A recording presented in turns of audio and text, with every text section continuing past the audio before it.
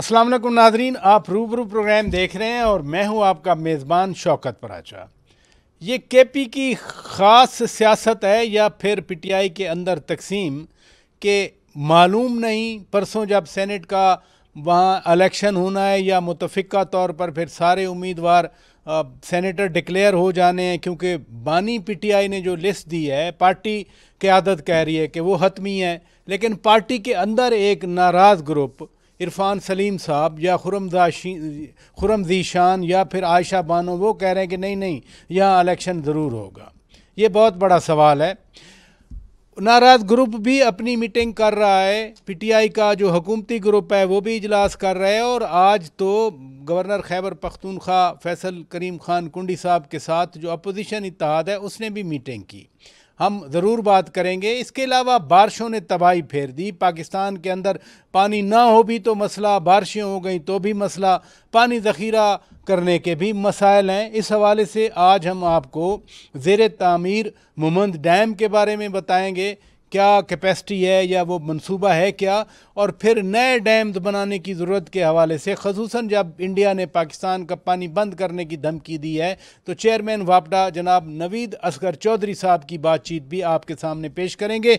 इस वक्त हम प्रोग्राम का आगाज़ करते हैं।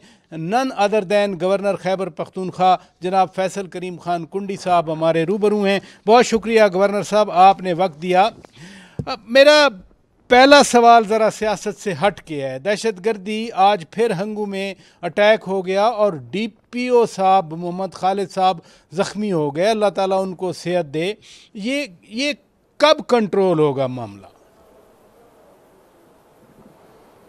बिस्मिल्लाहिर्रहमानिर्रहीम। देखें शौकत भाई, बिल्कुल एक अनफॉर्चुनेट इंसिडेंट हुआ है आज हंगू में जो है वो ये वाक़या हुआ है, और ये जनूबी अजला में नॉर्मली होता रहता है। आपके साथ कई प्रोग्राम में डिस्कशन हुई है। डीपीओ जो है उसमें ज़ख्मी है।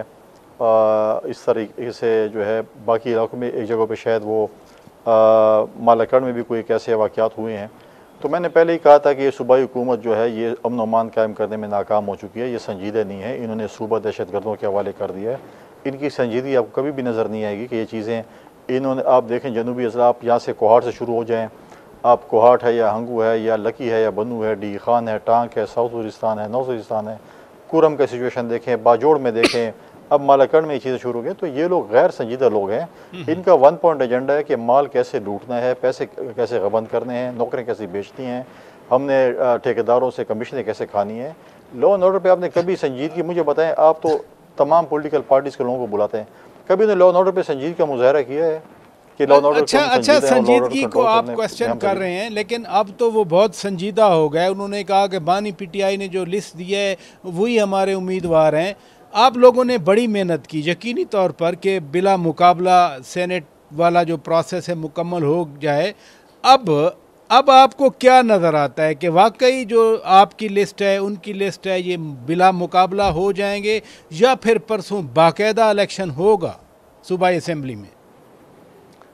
देखिए, चंद दिन पहले मैंने ये ऑफ़र की थी मीडिया के ज़रिए, और मैंने ट्वीट भी की थी कि हुकूमत को चाहिए, सूबाई हुकूमत को, कि हमेशा टीवी पे आप जैसे एंकर्स बैठे होते हैं और कहते हैं खैबर पख्तूनख्वा में पैसे चल रहे हैं, फ्लोर क्रॉसिंग हो रही है, मेंबर ख़रीदे जा रहे हैं, ये हो रहा है वो हो रहा है, तो इस लानत को ख़त्म करना चाहिए। और प्रेसिडेंट ज़रदारी साहब जब प्रेसिडेंट थे 2008 से 13 तक, उन्होंने चारों सूबों में, आपको याद होगा कि बिला मुकाबला सेंटर्स मुंतखब किए थे, जिस पार्टी का जो हिस्सा बनता था वो दिए, और ये सब कुछ आराम से हुआ। तो हमने ये ऑफ़र इनको की, अच्छी बात है, कभी कभी हमारी सुन लेते हैं। इन्होंने ये देखा कि हम इस चीज़ को करें, और फिर इन्होंने लीडर ऑफ़ द अपोजिशन को बुलाया, उनके साथ बैठे। लीडर ऑफ़ द अपोजिशन के पास मैंडेट था, तमाम अपोजिशन जमातों का पूरा मैंडेट था, वो बैठे और उन्हें 6-5 का फार्मूला जो है वो तय किया, 6 हुकूमत 5 अपोजिशन। जी। फिर ये जो है कल इनकी अपनी पार्टी के अंदर मसाइल पैदा हुए, और आज मैंने पीटीआई के इंफॉर्मेशन सेक्रेटरी की स्टेटमेंट एक देखी। उनके पार्टी के चेयरमैन ने भी एक स्टेटमेंट दी है कि हम बिला मुकाबला करवाएंगे। अब जो चीज़ें हैं वो उनके अंदरूनी मामलात हैं कि कब कागजात को विड्रॉ कराते हैं और बिला मुकाबला होते हैं। अगर मुकाबला भी होता है, अगर ये फरमाइए कि अगर उनके लोग विड्रॉ नहीं करते, जो नाराज़ ग्रुप है, तो फिर आपका उनके साथ मुआहदा ख़त्म, इलेक्शन होगा या वो मुआहदा बरकरार रहेगा? देखिए, अगर वो नहीं होते हैं, अपने उस पर नहीं आते हैं, तो अपोजिशन और हुकूमत की तरह बातचीत हुई है। मेरा अपना ये ख्याल है कि शायद हो जाएंगे। नहीं हुआ, अगर इलेक्शन होंगे तो फिर हम कोशिश करेंगे कि हम 6-7 सीटें जीतें, क्योंकि हमारे पास 30-35 MP आज़ाद मौजूद हैं इस वक्त सूबाई असम्बली में, जो फ्लोर क्रॉसिंग में जिनके ऊपर डिफेक्शन क्लॉज नहीं लगती है, तो वो आज़ाद है, वो किसी को भी वोट कर सकते हैं। फिर हम कोशिश करेंगे हम 6 या 7 सेंटर्स मिलकर निकालें अपोजिशन की जमात। यानी ये आप बड़ा दावा कर रहे हैं कि अगर पीटीआई के लोग नहीं मानते, इलेक्शन हो गया परसों, तो फिर आपके 5 सेनेटर नहीं होंगे बल्कि 6 से 7 आप सेनेटर मुंतखब करवाएंगे। कोशिश होगी मेरी, मैं तो कोई बड़े बड़े अल्लाह ताला ना करे कि मैं कोई ऐसे कोई बात करूं। मेरी कोशिश होगी कि हम 6-7 सेंटर्स निकालें। हमने पहले भी आपको परफॉर्म करके दिखाया था, आप गवाह हैं। खैबर पख्तूनख्वा में आपने देखा था कि हमने पहले ही परफॉर्म किया और इंशाल्लाह अल्लाह के फजल से फिर भी परफॉर्म करेंगे। आज भी आपने अपोजिशन इत्तेहाद जो Noon league, JUI, Peoples Party, ANP, आपका इजलास हुआ, कल सूबाई असम्बली का इजलास है, मखसूस नशिस्तों पे जो आए उम्मीदवार जो नोटिफाई इलेक्शन कमीशन की तरफ से हुए उनका ओथ है, ये स्मूथ हो जाएगा या आप समझते हैं कि रौला पड़ सकता है? देखिए, मैं पूरी उम्मीद हूँ, क्योंकि समरी आई थी मेरे पास और कहा था कि हम वोट टेकिंग सेरेमनी होगी और कल 9 बजे उन्होंने वोट टेकिंग के लिए इजलास बुलाया है। मैं इस पे हूँ कि जमहूरी और आइनी उस चीज़ पे जो है वोट लेंगे, लेकिन मुझे भी शक है कि कोई डंडी मारेंगे, जो कि मेरी ख्वाहिश है कि ना हो और ये चीज़ें ठीक हो जाएं। तो अगर डंडी मारेंगे तो उसके लिए भी हम तैयार हैं, क्योंकि हम दोनों चीज़ों को हमने देखने की चीज़ें। लेकिन बात यह है कि जब ये खुद आइनी, गैर आइनी और गैर कानूनी काम करते हैं, सब चीज़ें खुद करते हैं, तो ये कहते हैं ये ठीक है, लेकिन कोई और करे फिर कहता नहीं कि ये ठीक नहीं है। किस तरह की डंडी का डर है? किस तरह की डंडी का डर है आपको? कौन सी डंडी मार सकते हैं? कि कोई ऐसा बहाना शायद बना लें और ओथ टेकिंग ना कराएं और फिर बोलेंगे जी नहीं हो सकती ओथ टेकिंग, तो उस पर तो फिर हम देखते हैं कि उसके ऊपर हम क्या करते हैं। उसके लिए भी हम तैयार हैं इंशाल्लाह। ओथ टेकिंग होनी है, आज नहीं तो कल ये ओथ टेकिंग इंशाल्लाह होनी है। अगर ये खुश अगर कल अगर ओथ टेकिंग नहीं होती, जैसे आपको खदशा है, अल्लाह करे हो जाए, स्मूथ चलें, अगर नहीं होती तो फिर आपकी इतनी सारी सीटें तो नहीं होंगी, तो क्या फिर परसों का जो सेनेट का इलेक्शन है वो फिर डिले हो जाएगा, पोस्टपोन हो जाएगा? अल्लाह खैर करेगा, आप फिक्र न करें। हम जो है उसके लिए भी तैयार हैं कि वोट टेकिंग होती भी है अच्छी, वेल एंड गुड, नहीं होती उसके लिए भी हम अपना आइनी और कानूनी रास्ता इख्तियार करेंगे।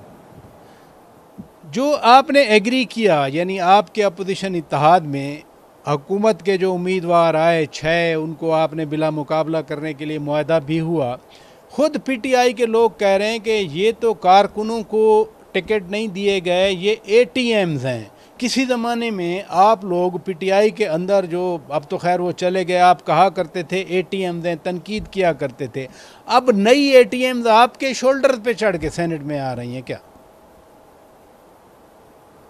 देखिए, हमारे पास कोई ATMs नहीं आई हैं पहले भी। अभी जो ATM एक पेशावर से काफ़िला रवान हुआ था और एक बड़ा ही 5 अगस्त को एक बहुत बड़ा एहतजाज होने जा रहा था। वो काफ़िला, वो जो भी आप कहें, जो उनका एक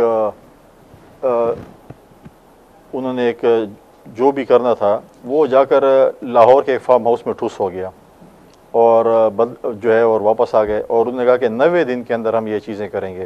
तो 90 दिन में तो मुझे किसी डिक्टेटर की वही तकरीर की बू आती है कि वो भी 90 दिन में इलेक्शन करा रहा था। तो अब ये तो इनका अंदरूनी मसला है कि 5 अगस्त को इनका क्लाइमेक्स है और या 90 दिन में होना है, क्या नहीं होना। कोई जो है वो, हमने माजी में आप देखें KP में भी हमने पार्टी के वर्करों को टिकट दी है। अगर आप 4 सदस्य हमारे तंगी से कैंडिडेट थे जिनको हमने सेनेट की टिकट दी थी, उनके भाई शहीद हुए थे मोहतरमा शहीद के साथ, कमर अब्बास साहब शहीद हुए थे। जी। उनकी हमने घर वालों को जो है सेनेट की टिकट दी थी। इस तरह हमने हमेशा, आप सिंध में भी देखें, जिधर देखें हम हमेशा वर्कर्स को जो है टिकट देते हैं। अच्छा, आपने उनके एहतजाज के हवाले से तो कहा कि वो ठुस हो गया है, लेकिन मुझे याद है आप ख़ुद भी और आपके साथी भी कहते रहे कि हम वज़ीर आला के ख़िलाफ़ तहरीक अदम एतमाद लाएंगे। अब ये जो अंडरस्टैंडिंग हुई है सेनेट के इलेक्शन के हवाले से, क्या वो जो एक इरादा था, कह दूँ, अली अमीन खान गंडापुर के ख़िलाफ़ अदम एतमाद लाने का, वो इरादा भी ठुस हो गया, या जो आपकी अमीर मुकाम साहब की और वज़ीर आला साहब की मीटिंग हुई, खुशगवार कह के नज़र आए, उसके बाद वो मामला अब रुक गया क्या? मैं देखिए, आप अपना फिक्र ठीक करें, हम कहते नहीं थे, हम अभी भी कह रहे हैं। अच्छा, ठीक है ना। तो उसमें उसमें ये है कि कहके तो देखें खुशी में कि मतलब है कि किसी मजाक के भी हो सकते हैं और कहके जो है वो आप ये शायद तनकीद के भी हो सकते हैं। ज़रूरी नहीं है कि आप कहकों को किस तरीके से उस पर जो है वो हो सकते हैं। और दूसरी बात यह है कि अदम एतमाद मैं आज भी उस पर कायम हूँ। अच्छा। अपोजिशन जमातें आज भी कायम हैं कि हम जो है वो जिसमें भी हमारे साथ एक मेंबर भी ज़्यादा हुआ, हमारा जमहूरी और आईनी हक बनता है कि हम अदम एतमाद की तहरीक ले करें। हम उसके ऊपर इंशाल्लाह वर्कआउट कर रहे हैं। तो जिस दिन हमारे पास मेंबर ज़्यादा होंगे या इनके पास अपोजिशन में कहीं पे ज़्यादा होते हैं किसी भी असम्बली में, इनके जमहूरी हक कह सकते हैं। हमने माजी में वफाक में काम किया था, तो अभी हमारी कोशिश होगी जब भी होंगे तो हम आईनी और कानूनी हक इस्तेमाल करते हैं, क्योंकि इस वक्त 30 से 35 MPs आज़ाद हैं सूबाई असम्बली में, वो किसी तरह भी वोट कर सकते हैं। तो आप जो है वो कहकों पे ना जाए, कह के जो है वो तंज़िया भी हो सकते हैं, कह के ऐसे भी हो सकते हैं। तो आपको उसकी आवाज़ तो नहीं है कि किस चीज़ पे चले। बहुत शुक्रिया गवर्नर खैबर पख्तूनख्वा जनाब फैसल करीम खान कुंडी साहब, आपने वक्त दिया। नाजरीन ब्रेक लेते हैं, ब्रेक के बाद जब वापस आएंगे हम मोमंद डैम ज़ेर तामीर है उसके बारे में आपको तफसीलन बताएंगे और भारत की तरफ से पानी बंद करने की धमकियों के बाद वापडा क्या कर रहा है। चेयरमैन वापडा नवीद असगर चौधरी साहब वहीं मोमंद डैम की साइट से वो जो बातचीत है वो भी उनकी बातचीत आपके सामने पेश करेंगे। Stay with us. आप रूबरू प्रोग्राम देख रहे हैं और ये खसूसी एपिसोड है जो हम आपके सामने पेश कर रहे हैं। ये मेरे पीछे दरिया सवात बह रहा है। पाकिस्तान का एरिया सवात बड़ा खूबसूरत है, लाखों की तादाद में लोग हर साल वहाँ जाते हैं। सवात वैली में ये दरिया सवात बहता है और इस बार तो खैर दरिया सवात के हवाले से कुछ अनफॉर्चुनेट डेवलपमेंट्स हुई, मनफी खबरें लगी, क्योंकि एक टूरिस्ट फैमिली सियालकोट की दरिया की लहरों में बह गई। लेकिन बहरहाल ये दरिया पाकिस्तान का एक असासा है, क्योंकि इस दरिया से जो कुदरती असासा है उससे एक ऐसी जगह पे डैम बन रहा है जिसे मोमंद डैम कहा जाता है। मैं एग्जैक्टली ये मोमंद डैम की साइट पे खड़ा हूँ। मोमंद डैम से पाकिस्तान को बिजली भी मिलेगी, पाकिस्तान को पानी भी स्टोर्ड मिलेगा, यानी इकट्ठा पानी मिल जाएगा, और फिर पेशावर शहर के लिए भी 300 मिलियन गैलन पर डे पानी भी सप्लाई होगा। ये बिल्कुल मेरे पीछे डैम का स्टोरेज एरिया है को 54 किलोमीटर तक ये वैलीज़ पानी से भर जाएंगी। और जहाँ मैं खड़ा हूँ ये भी डैम है, ये भी पानी से भर जाएगा जब 2027 के आखिर तक ये डैम बन जाएगा। मेरे पीछे आप देख रहे हैं, आपको भी हैरानी होगी जैसे मुझे हैरानी हुई कि ये स्पिलवे की हाइट है। स्पिलवे का मतलब है कि डैम की ऊंचाई उस पॉइंट तक है। आप खुद हैरान होंगे कि नीचे तो खाली जगह है, और मैंने भी इसी तरह हैरानगी का इजहार किया। लेकिन ये दो पहाड़ों के दरमियान नाजरीन जो आपको गैप नज़र आ रहा है, ये कंक्रीट रॉक से भर जाएगा, यानी कंक्रीट लगेगा और रॉक से फिल हो जाएगा। और ये जो नीचे आप देख रहे हैं वो काम हो रहा है, उसकी बुनियादें रखना शुरू कर दी गई हैं। तो ये पूरा एरिया, ये जो दो पहाड़ों के दरमियान गैप है अभी जो वैली सी बन रही है, ये दरिया का अदरवाइज नेचुरल कोर्स है, लेकिन ये बिल्कुल फिल हो जाएगा। और ये जो 60-70 मीटर जिस पे मैं अभी खड़ा हूँ, आर्जी तौर पर ये ब्लॉक बना हुआ है, ये भी पानी के अंदर आ जाएगा। लिहाजा आज हम इस मोमंद डैम प्रोजेक्ट की साइट पर आकर आपके सामने इसकी तफसीलात भी बताएंगे कि बिजली कैसे पैदा होगी, स्टोरेज कितनी होगी, और उसके साथ साथ ख़ास तौर पर फिर कहूँगा कि चूँकि फ्लड जब आता है तो पानी स्टोर करने के पाकिस्तान में कम डैम है, तो ये एक और पाकिस्तान के स्टोरेज कैपेसिटी में इजाफा हो जाएगा। फिर पेशावर शहर के लिए 300 million gallon of water per day एक बहुत बड़ी फैसिलिटी होगी। आज हम डैम के हवाले से भी बात करेंगे और चेयरमैन वापडा जनाब नवीद असगर चौधरी साहब की बातचीत भी आपके सामने पेश करेंगे। हम मोमंद डैम की साइट पे हैं। मोमंद डैम एक बड़ा मंसूबा है पानी को स्टोर करने के लिए, बिजली पैदा करने के लिए, फ्लड्स को रोकने के लिए, और पेशावर को भी 300 मिलियन गैलन पर डे ये पानी भी सप्लाई करेगा। हमने आपको इसके टेक्निकल एस्पेक्ट्स बता दिए, पावर हाउस दिखा दिया, टनल दिखा दिए। इस वक्त चेयरमैन वापडा जनाब नवीद असगर चौधरी साहब हमारे रूबरू हैं। मैं ओवरऑल जो पानी के हवाले से क्वेश्चंस आपके ज़हन में आते हैं, मेरे ज़हन में आते हैं, मैं बात करना चाहता हूं। बहुत शुक्रिया सर, आपने वक्त निकाला। आजकल सैलाबी मौसम है, पानी बहुत आ रहा है। मैं इंडस क्रॉस करके मोमन डैम आ रहा था तो बहुत पानी था। पानी क्यों ज़ाय करते हैं हम? इतना पानी आ जाता है और समंदर में ज़ाय हो जाता है। देखिए जी, पाकिस्तान दुनिया की 5वीं बड़ी मोस्ट पॉपुलस कंट्री है। जी। हमारी वाटर की डिमांड्स और हम वी आर एग्रीकल्चर इकोनॉमी। जी हाँ। तो उसमें पानी की डिमांड और उसको प्रॉपर्ली यूज़ करना वो बहुत इम्पॉर्टेंट है। अभी जब से यानी इसकी लोगों में अवेयरनेस बढ़ी है और लेटली अभी इंडस वाटर ट्रीटी का जो इंडिया की तरफ से ये एक थ्रेट आया है, मुअत्तल जी, उसकी वजह से ये इसका एम्फेसिस और भी बढ़ गया है, लोगों में भी अवेयरनेस बढ़ गई है।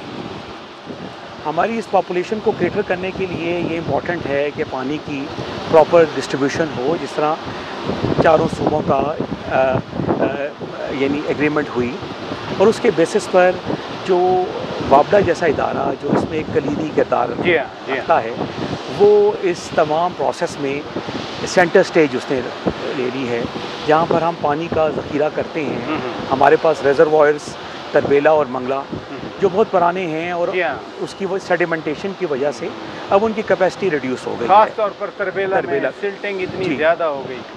अब पाकिस्तान में बहुत ज़रूरत थी कि हम अपने वाटर रिजर्वायर्स पर इन्वेस्टमेंट करें ताकि लोगों के लिए पानी की जो फैसिलिटी है, जो हमारी कंजम्पशन की डिमांड है, उसको कैटर कर सकें। तो इसलिए वापडा हुकूमत पाकिस्तान की कोशिशों से हमने प्रोजेक्ट्स 2 बड़े शुरू किए हैं, जिसमें एक दियामिर भाषा है, ठीक है, और एक ये मोहम्मद है जिसमें आज आप तशरीफ़ लाएं। ठीक है। अच्छा, एक बात मैं पूछना चाहता हूँ, फिर मैं मोहम्मद पे आता हूँ।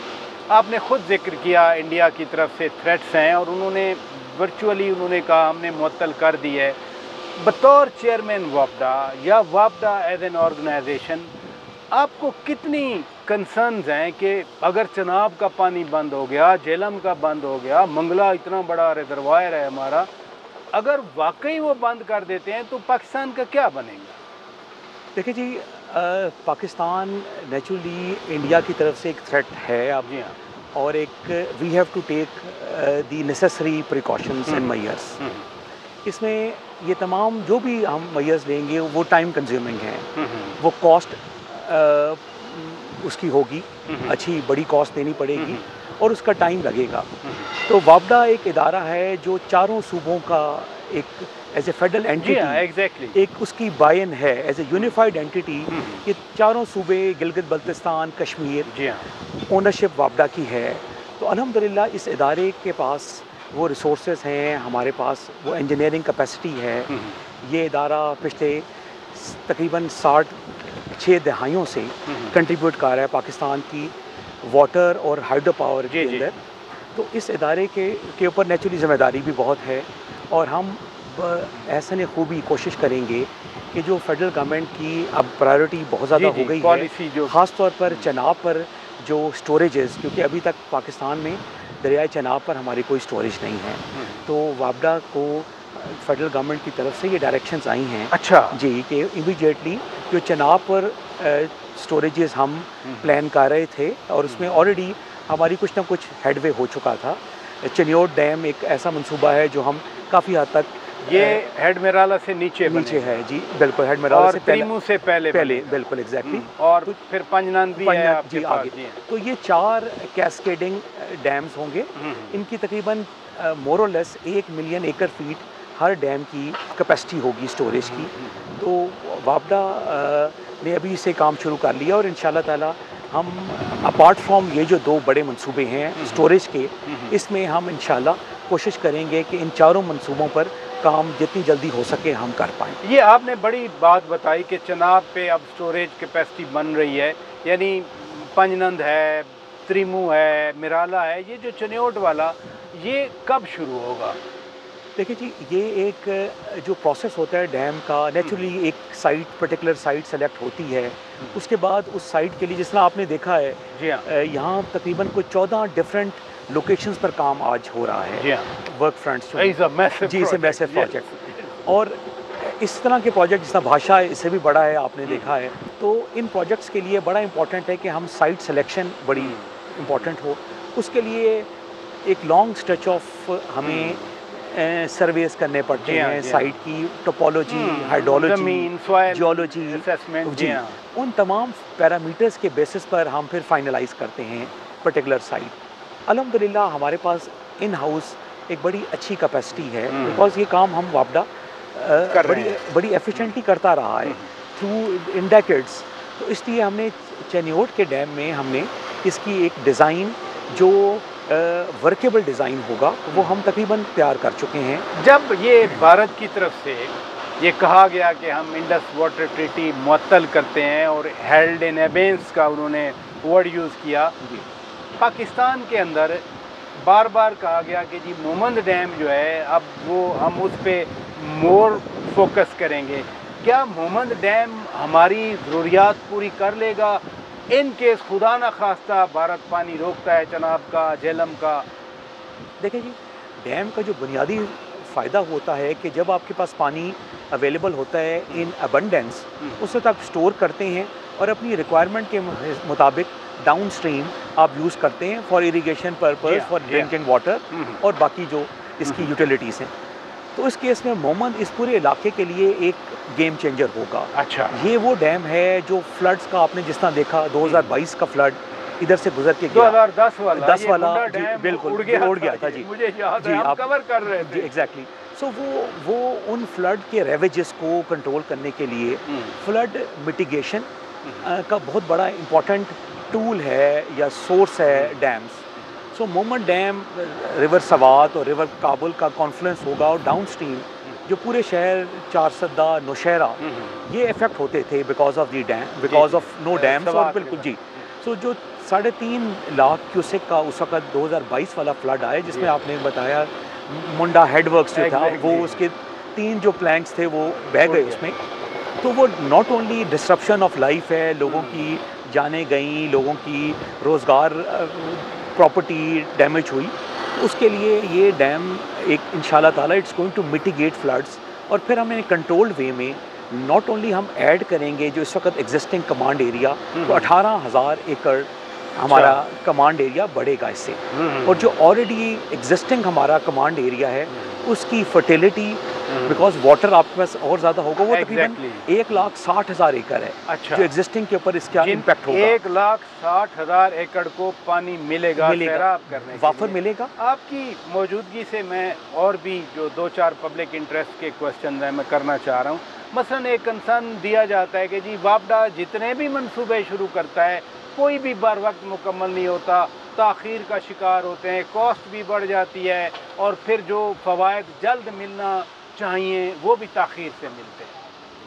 देखिए जी, उसमें नेचुरली एक जनरल ओपिनियन ये होती है कि प्रोजेक्ट्स जो हाइड्रो पावर एक चीज़ बड़ी इंपॉर्टेंट है रियलाइज़ करना कि हाइड्रो पावर बड़ी एक्सट्रीम कंडीशंस में ना लैंड उस वक्त लैंड अवेलेबल होती है, रोड एक्सेस अवेलेबल नहीं होती और उन जगहों पर आपने काम शुरू करना होते हैं। तकरीबन हर प्रोजेक्ट में सबसे पहला चैलेंज जो आता है कि जो लोकल पॉपुलेशन है उसको आपने रीलोकेट करना है। वो ऑफ कोर्स उनकी उस इलाके के साथ बड़ी पुरानी अटैचमेंट होती है। It is always a big task और उसमें हम फोर्सेबल एविक्शन तो नहीं करते। हमारा होता है कि लोगों का बाय इन हो और उनको हम ऑल्टरनेट जहाँ पर मूव करेंगे उधर रोज़गार के हम प्रोवाइड कर सकें एवेन्यूज़ और लाइकवाइज उनकी लाइवलीहुड इफेक्ट ना हो। वो we want to compensate people in the most maximum way. ठीक है। और वो गवर्नमेंट की support up to their satisfaction of course. तो वो गवर्नमेंट की सपोर्ट के साथ of course they are multiple layers in the government, क्योंकि ये प्रोविंशियल गवर्नमेंट के आता है ज़ुमरे में और वो फिर उसमें बाज़ जगहों पर ऑलरेडी लैंड एक्ट के मुताबिक जगह उस तरह नहीं है, एजुकेशन हाँ वो मोस्ट ऑफ द लैंड जिस तरह दासू में है, मोमन में है, ये ट्राइबल बेल्ट है, यहाँ पर उस तरह लेड आउट नहीं थे as per the in a settled locality और लोकेशन, तो उधर फिर हमें ये मुश्किलात होती हैं। एंड दैट इज़ वेयर फिर रिसोर्सेज यहाँ पर देखें, हर चीज़ को स्टील है, सीमेंट है, मैन पावर है, तो वहाँ को उन तमाम चीज़ों को यहाँ पर लेकर आना। खुद देखा इन पहाड़ों पे रोड बनाए गए, बड़े बड़े ट्रक्स इस पे आ गए। नाज़रीन यहाँ पर ब्रेक लेते हैं। वेलकम बैक नाज़रीन, हम मोमन डैम की साइट पर मौजूद हैं और इस मैसिव प्रोजेक्ट के मुख्तलिफ पहलुओं के बारे में हम आपको आगाह कर रहे हैं। हमें बताया गया कि 900 मेगावाट से ज़्यादा नीलम झेलम प्रोजेक्ट था, वो भी आपका इदारा कर रहा था। फिर वो अचानक बंद हो गया कि जी टनल में प्रॉब्लम आ गई। वापडा के इंजीनियर्स की कैपेसिटी नहीं है या जो और इदारे थे वो काम नहीं कर रहे थे, सॉइल असेसमेंट में गलती हो गई, बड़ा मैसिव लॉस हुआ कौमी खजाने। देखिए जी, नीलम झेलम प्रोजेक्ट ऑफ कोर्स एक बड़ा इम्पोर्टेंट प्रोजेक्ट है जिसमें वापडा ने उसे बनाया। और प्रोजेक्ट में देखिए 3 मुख्तलिफ यानी फंडामेंटली स्टेक होल्डर्स होते हैं। एक होता है कॉन्ट्रैक्टर, एक होता है कंसल्टेंट और एक होता है एम्प्लॉयर या क्लाइंट, जो वापडा था इस केस में। हमारे पास नीलम झेलम में यानी दुनिया के टॉप कंपनीज़ के कंसल्टेंट थे। अच्छा। और इसी तरह कॉन्ट्रैक्टर भी हमारे वर्ल्ड क्लास कॉन्ट्रैक्टर्स थे जो इसमें नीलम झेलम प्रोजेक्ट में डिप्लॉय हुए। अनफॉर्चुनेटली वो इलाका जो है उसकी जियोलॉजी बहुत वीक है। आपको पता है जिस तरह वो प्रोन है अर्थक्वेक की वजह से, लैंडस्लाइड्स होती हैं, तो वो डैम एक यूनिक है, वो हाइड्रो पावर प्रोजेक्ट जो अंडरनीथ नील टनल्स के थी। कोई तकरीबन 60 किलोमीटर की टनलिंग इन्वॉल्व थी। उसमें दरिया के नीचे से हमारा ये इनकी टनल्स गई हैं, तो उसका प्रेशर, वाटर प्रेशर जिसको यानी प्रोजेक्ट के अंदर यानी कोई 1.5 किलोमीटर 2-2 किलोमीटर का ओवरबर्डन था। और जब पानी आता है सीप करता है तो उसका अपना एक वेट होता है। तो उस प्रोजेक्ट में 4 साल वो प्रोजेक्ट चला। अल्हम्दुलिल्लाह वो बिजली पैदा की अपनी कैपेसिटी से, बल्कि ज़्यादा पैदा की। जो उसकी 969 मेगावाट उसकी इंस्टॉल्ड कैपेसिटी थी, तो 1000 से ऊपर इक्विवेलेंट हमने जनरेशन की। Unfortunately because of the weak geology और ये ओवरबर्डन वो at times 1500 metre and above का था, तो वो वहाँ पर यानी ये जो अभी रिसेंट हुआ है, हेड रेस्ट टनल के 2 टनल्स थी जो जिसके अंदर कोई 40 मीटर का पैच है जहाँ पर वो कोलैप्स हुई है टनल। और हमने गवर्नमेंट ने उनकी हिदायत पर हमने ऑलरेडी उसका जितना सर्वे करवा चुके हैं वो we are on track and we would want कि हम उसको प्रोजेक्ट को we should bring it back into operation as early as possible. General public का क्वेश्चन है और शायद मेरा सब लोगों का है कि बिजली पाकिस्तान में महंगी है, यानी इस तरह के जब प्रोजेक्ट्स आएंगे तो बिजली सस्ती होगी। दासू है, आपने खुद बयान किया, दयामर भाषा है, इसके अलावा भी और प्रोजेक्ट होंगे इंडस कैस्केड पे। ये बिजली सस्ती मज़ीद होने की कोई आप खुशखबरी कौम को दे सकते हैं? My last question. जी देखिए जी, वापडा पूरे सिस्टम का लोगों को शायद इस तरह अंदाज़ा नहीं, मगर हम तकरीबन 1/3 बिजली सिस्टम को देते हैं। ठीक है। हमारी कोई जनरेशन कुछ साल की 34-35 अरब यूनिट है। अच्छा। और नीलम झेलम की अगर ऐड करें, वो थोड़ा सा एज ए सेपरेट कंपनी था, वो कुछ 4.5-5 अरब यूनिट वो बनाता है। यानी अगर 25,000 मेगावाट बिजली गर्मियों में चाहिए तो वापडा कितनी दे रहा है? 25,000 मेगावाट में वापडा के कंट्रीब्यूशन तकरीबन कोई 10,000 मेगावाट। अच्छा, ठीक है। Installed capacity. और हम सिस्टम का 1/3 पाकिस्तान में 132 अरब तकरीबन यूनिट साल के कंज्यूम होते हैं। 132 अरब यूनिट्स साल के, और उसके अंदर से तकरीबन कुछ 40 अरब यूनिट्स वापडा पैदा करता है। वापडा पूरे सिस्टम को यानी आपको पता है ऑन एवरेज तकरीबन 40 रुपये तक चली जाती है per unit cost and consumer को। वापडा आप यानी हम पूरे सिस्टम को सब्सिडाइज करते हैं। इनफैक्ट हम कोई 3 रुपये 80 पैसे पर बिजली सेल करते हैं सेंट्रल पावर परचेज एजेंसी जो गवर्नमेंट का इदारा है, तो उसकी वजह से जो अभी सर एक मिनट नाजरीन, चेयरमैन वापडा नवीद असगर चौधरी साहब बता रहे हैं कि वापडा 1/3 1/3 बिजली देता है नेशनल ग्रिड को, और वापडा ₹3.80 पर यूनिट बिजली देता है नेपरा को, यानी बाकी जो जितनी बिजली दूसरे सोर्सेज से आ रही है वो भी सब्सिडाइज करने में हुकूमत की मदद मिलती है। तो ये वापडा की कंट्रीब्यूशन है कि ₹3.80 पर यूनिट बिजली वापडा गवर्नमेंट को देता है, मुझे आपको ₹40 पर यूनिट तक बिजली गवर्नमेंट देती है। सर जी, तो उसमें उसकी कंट्रीब्यूशन यानी पूरे एनर्जी सेक्टर को सब्सिडाइज कर रही है वापडा। हाँ। और इसमें वापडा के इंजीनियर्स, वापडा का हाँ। तमाम यानी स्टाफ, पूरा इदारा जी, जी। उसकी कंट्रीब्यूशन है। और वो एक यानी उस इन प्रोजेक्ट्स में आपने देखा है जिस इंटेंसिटी का काम हो रहा है, और उसमें उसको जेल टुगेदर करना, contractors, consultants, local population, security का एस्पेक्ट्स, क्योंकि ये सारे एरिया आपने देखा है प्रोन है, एग्जैक्टली रिस्क एवर्स हैं, बहुत रिस्क। वो हम हर इक्विपमेंट उसको सेटल्ड एरिया से, शहरों से इंपोर्ट करके मशीनें यहाँ आती हैं। तो उस प्रोसेस को सीमलेसली इंटीग्रेट करना, वो हमारे ऑफिसर्स, हमारे इंजीनियर्स ये काम सर अंजाम कर रहे हैं। और I think I am proud as a chairman वापडा to represent one of the most efficient entity in the country. As a public sector entity, हमारा we still are second to none, और एक international credibility हमारी है। और हमारी इसी वजह से project like तरबेला जो 50 साल से we have completed 50 years of a project like Tarbela. Thank you so much sir। Naveed Asghar Chaudhary साहब, चेयरमैन वापडा, नाजरीन हमारे साथ गुफ्तगू कर रहे थे, हमारे रूबरू थे। बहुत सारे सवालात वापडा के हवाले से जो उभरते रहते हैं वो मैंने इनके सामने पेश किए। मुझे इस वक्त मोमन डैम साइट से इजाज़त दीजिए। खुदा हाफिज़।